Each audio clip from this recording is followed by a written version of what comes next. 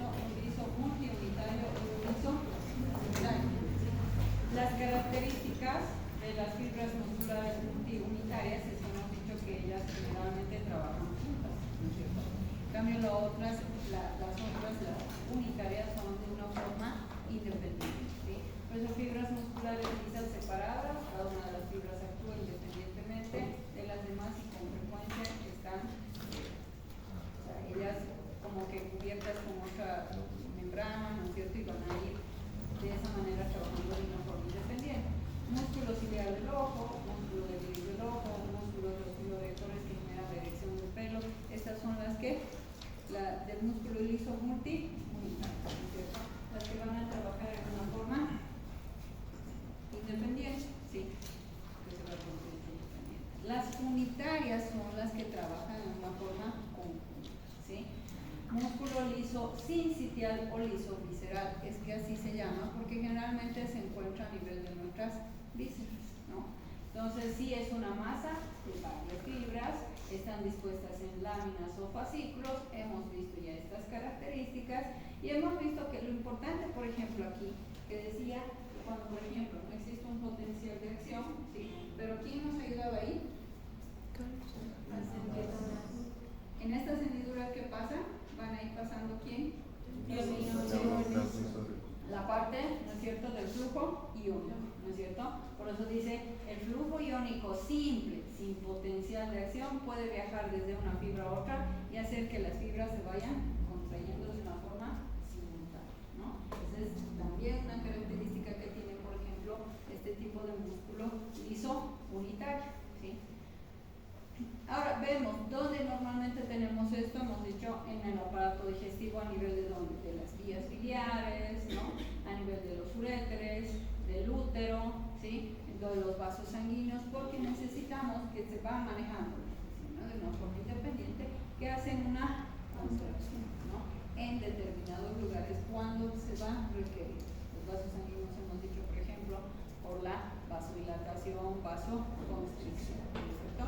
Y de los demás que pueden hacer y necesitar hacer, se podría decir, esa fuerza, ¿sí? El mecanismo contráctil, ya en una forma general, en el músculo liso, contiene filamentos tanto de actina como de miosina.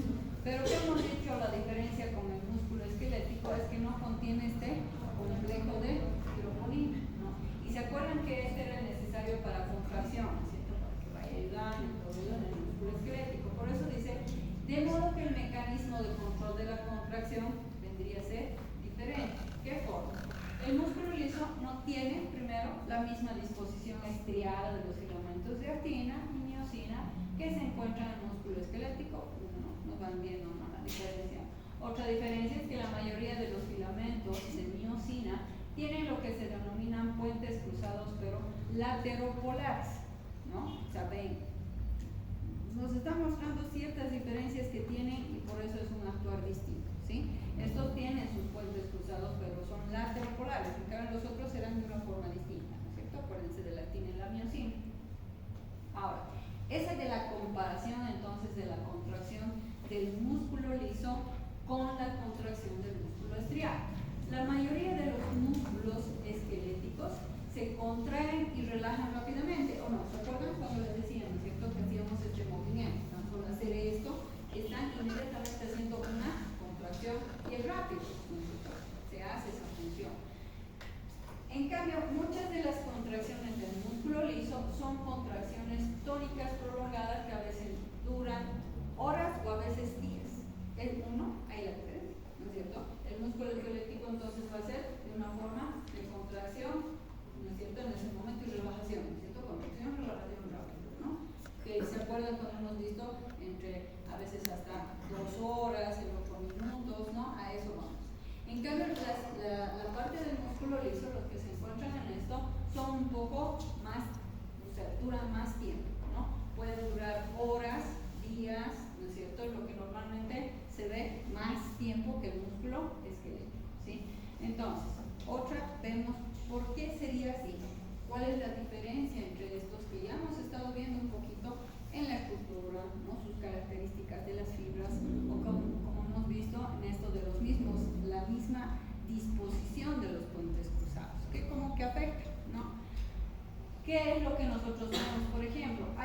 ciclado lento de los puentes cruzados de miosina en el liso, ¿sí?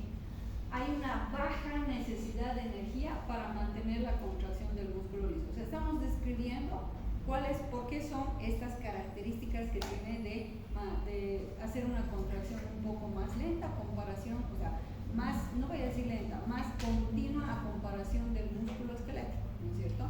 El 8 horas, este puede durar, el esquelético, perdón, dice, es rápido, exagerando, uno que otro llega a horas, 1 a 2, en cambio más allá de estas horas y puede llegar y abarcar días, ¿no? Esas características es uno por eso, porque es lento de los puentes que tienen que hacer, de estos puentes cruzados de miosina, su ciclado es más lento. Otro es que hay una baja necesidad de energía para mantener esa contracción del músculo liso, ¿sí? Hay una lentitud de su inicio de contracción y relajación, por eso sabemos, más lento, ¿no es cierto? Eso, tanto el inicio, al igual que su parte de relajación, contracción y relajación. La fuerza máxima de la contracción muscular es a menudo mayor en el músculo liso que en el músculo esquelético. Ciertas características estamos viendo, que ahí mencionan unas más, ¿sí? Que tenemos por el hecho de que el músculo liso trabaja de esa forma. Ahora, ¿cómo es esta regulación de la contracción por los iones calcio? Porque los datos son participantes, ¿sí? Los iones calcio, por eso hemos dicho flujo de iones, ¿no? El ion calcio es que el estímulo que inicia la mayoría de las contracciones en el músculo liso es un aumento de los iones calcio en el medio intracelular. Empezamos por ahí. Este aumento puede estar producido en diferentes tipos del músculo liso, ¿sí? Por la estimulación nerviosa de las fibras del músculo liso, por estimulación hormonal, por distensión de las fibras o incluso por cambios del ambiente químico de la fibra. ¿Qué estoy queriendo decir ahí?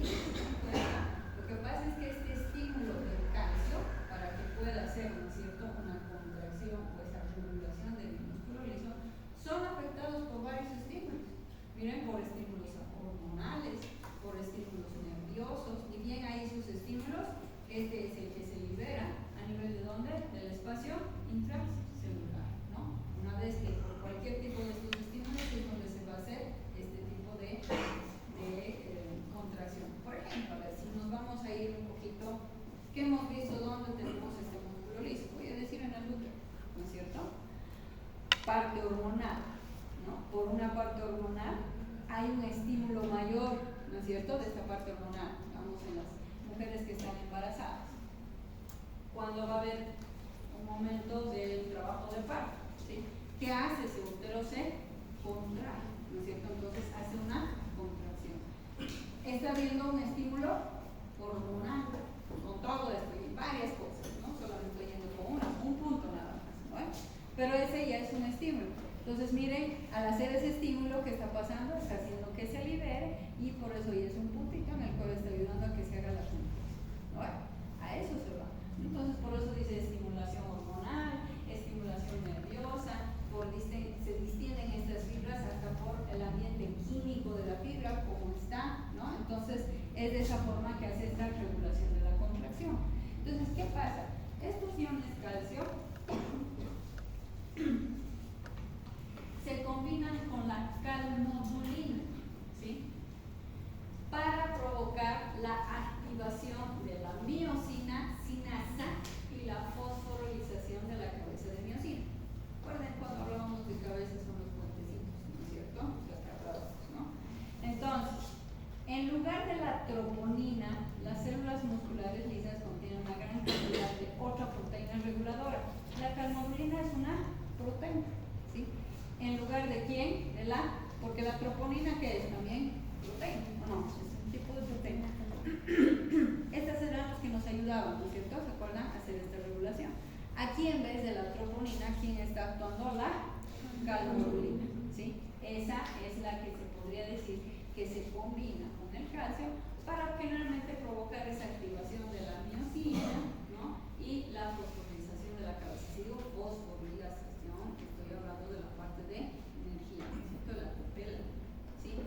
La contracción del músculo liso depende de qué? Miren, depende de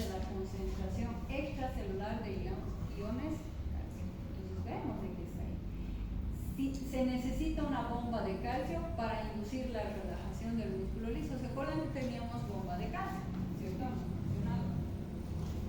Cuando estábamos hablando de la bomba sodio-potasio, y estábamos hablando de después hemos dicho también, además existe la bomba de calcio, la que hace la distribución. ¿Se acuerdan que una cierta cantidad cuando se tenga que necesitar lo manda intracelular, u otra cuando se necesita envía extracelular, ¿no? Entonces por eso recordemos que estas contracciones dependen de la concentración extracelular. Entonces para eso se necesita esa bomba de calcio para inducir relajación en un momento dado, para que se elimina entonces este calcio y entra en el estado de relajación, ¿sí?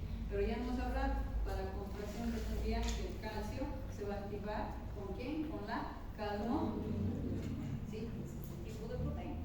Ahora, el control nervioso y hormonal, que estábamos hablando del músculo liso, o sea, para su contracción del músculo liso. La contracción del músculo liso puede ser estimulada, ya les he dicho hace rato. ¿Por qué? Por estímulos nerviosos, estímulos hormonales, distensión de músculos y otros diversos estímulos, ¿sí? ¿Cuáles serían esos otros diversos estímulos? Por ejemplo, las uniones neuromusculares del músculo liso, que también tenemos. ¿Se acuerdan que les decía? Hemos hablado de músculo esquelético, ¿no? Hay toda una cantidad de fibras que se van a unir con la parte nerviosa. Esa es una unidad, ¿no? Esa unidad es la llamada unidad neuromuscular. Uno depende también por este tipo de estímulos que se van a hacer en este centro, en esta unión neuromuscular. Las fibras nerviosas autónomas, ¿sí?, que van a inervar, por ejemplo, el músculo liso, generalmente se ramifican de manera difusa encima de una lámina. Por eso estoy diciendo, es como decir, yo tengo aquí y todos mis dedos son toda la ramificación de los nervios. Tengo un estímulo nervioso aquí, claro que me va, ¿no es cierto?, a estimular todo este, se podría decir, todo este conglomerado de fibras del músculo liso, ¿no? Simplemente estamos hablando de los hechos como son estimulados. Bueno, la excitación muscular viaja desde la capa externa hacia las capas internas por conducción de los potenciales de acción en la masa muscular o mediante difusión adicional de la sustancia. Entonces simplemente nos está mostrando cómo está viajando este estímulo, para decirlo nervioso, va a excitar esto y va a empezar desde mi externa hasta la interna, ¿no es cierto? Excita estas fibras y van a generar el trabajo que se requiere. Entonces eso es lo que normalmente vemos de estas uniones neuromusculares. Ahora, ¿qué sustancias transmisoras, como dicen aquí, excitadoras e inhibidoras secretadas en la unión del músculo liso tenemos? ¿Sí? Porque tenemos que ver quién me inhibe, quién me va a generar estímulo, ¿sí? Las más importantes son la acetilcolina y la noradrenalina, ¿sí?, como tenemos como parte de sustancias excitadoras e inhibidoras. Por eso dice, la acetilcolina es una sustancia transmisora, esta es excitadora de las fibras musculares lisas en algunos órganos, y un transmisor inhibidor en el músculo de otros órganos. Es como que en este grupo de órganos va a ser excitador, pero en este otro grupo va a inhibir, ¿no? Dependiendo, ¿sí? Esa es la acetilcolina. La noradrenalina, se podría decir lo mismo, excita una fibra. La noradrenalina habitualmente, cuando la acetilcolina le da la contra la noradrenalina a la acetilcolina, ¿sí? Por eso dice, cuando la acetilcolina excita una fibra, la noradrenalina la inhibe. Cuando no tiene que actuar en un momento dado, si la noradrenalina tiene que actuar, la noradrenalina va a actuar inhibiendo lo que la acetilcolina ha excitado, ¿sí?, cuando se tenga que requerir ese tipo de función. Por el contrario, les he dicho, cuando la acetilcolina inhibe una fibra, la noradrenalina la va a excitar, como se supone, ¿no es cierto? ¿Sí?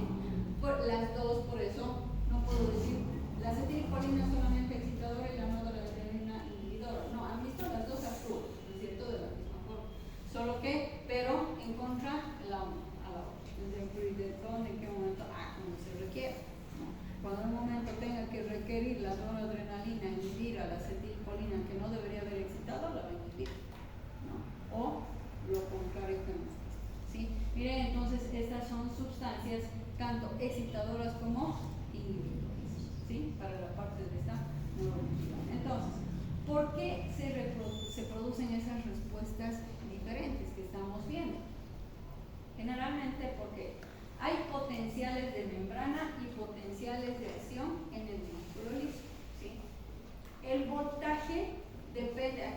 cuando hemos hablado del potencial de acción, esto del voltaje que es importante. El voltaje depende de la situación momentánea, primero del músculo, ¿no? En estado de reposo normal, el potencial intracelular es de aproximadamente menos de 50 a menos 60 milivoltios, ¿sí? Alrededor de 30 milivoltios menos negativo que el músculo esquelético. Acuérdense, ¿sí? Entonces, los potenciales de acción del músculo, cuando digo potenciales de acción, acuérdense que solamente son transiciones, todo para que no se pierda. Los potenciales de acción del músculo liso visceral se producen en una o dos formas, o en espiga o potenciales de acción con meseta, ¿sí? Tenemos potenciales en espiga, ¿sí? Que generalmente va a ser entre 10 a 50 milisegundos, lo que vemos, ¿sí? Y aquí una estimulación eléctrica, que es la acción de hormonas, ¿sí? Y tenemos el potencial de acción con meseta. Primero estamos viendo por qué es esa diferencia que les decía, ¿no es cierto? Porque si vemos por el voltaje que el músculo liso en un momento dado, que se tenga que poner, cuando está en reposo, ¿en cuánto tiene que estar? En menos 50 menos 60 milivoltios, cuando está en estado de reposo, ¿no? Y esto ahí, acuérdense, vuelvo a retroceder, por eso les decía, el potencial de acción es lo que hacía la despolarización, ¿no es cierto? Les decía, forma la punta, la espiga, ¿no? Y cuando vamos viendo, hay un pequeño espacio de reposo que decimos la meseta, ¿no? Son milisegundos. Y después viene la despolarización, repolarización, ¿no es cierto? Entonces, bueno, simplemente aquí vemos cierta diferencia. Entonces, vamos a ver qué es los efectos tisulares locales y las hormonas determinan la contracción del músculo liso sin potenciales de acción. Uno, ¿a qué quiero llegar? Puede manejarse por potenciales de acción, pero hay unos efectos de los tejidos, por ejemplo, de las hormonas que ellos hacen contracción sin necesidad de potencial de acción. La adenosina, el ácido láctico, el aumento de los iones potasio, la disminución de la concentración de los iones calcio, el aumento de la temperatura corporal, produce la vasodilatación local. Aquí quiero agregar, entre las hormonas más importantes son la noradrenalina, la adrenalina, la angiotensina. Aquí estoy mencionando factores que no necesitan potenciales de acción para generar una contracción del músculo liso, ¿sí? Por ejemplo, la temperatura. ¿Dónde vamos a hablar del músculo liso que se encuentra? En los vasos sanguíneos. Y ahorita vamos a empezar a estar en un lugar caliente. ¿Qué va a empezar a generarse? Vasodilatación. Y ha habido un efecto local nada más. No necesito potencial de acción para que exista esa vasodilatación. Ahí estamos, eso sí. Por eso es que estamos viendo que el ácido láctico, por ejemplo, la disminución de las concentraciones de iones calcio, claro, porque hemos dicho, ¿no es cierto?, que depende de para que pueda darse la contracción, ¿no? Vasodilatación. Entre las hormonas, ¿qué hormonas? Porque estamos viendo cuáles son los factores de nuestros tejidos en sí que puedan recibir, ¿no es cierto?, este impacto para generar esta contracción. O hormonalmente, ¿quiénes también van a generar esto sin necesidad de potencial de acción? Todos estos, ¿no? La noradrenalina, la adrenalina, la angiotensina, la endothelina, la oxitocina. Voy a ir para que se ubique. La oxitocina, por ejemplo. La oxitocina se libera cuando hay trabajos de parto. Ahí está la respuesta, ¿no es cierto? Tan simple, hemos dicho estímulos hormonales, ¿no? La oxitocina se ha liberado. ¿Qué está haciendo? Está estimulando para que exista una contracción a nivel de este músculo liso que se encuentra ¿dónde? En el útero. Por eso se dice que estos son independientes. Porque si fuera el músculo liso que trabajan juntos, imagínense, todo se tendría que encontrar vasos sanguíneos, vías biliares, uréteres. No, ¿no es cierto? Solamente es de la parte del útero porque necesitamos, por ejemplo, una función, ¿no? La histamina, lo mismo, la histamina, cuando tenga que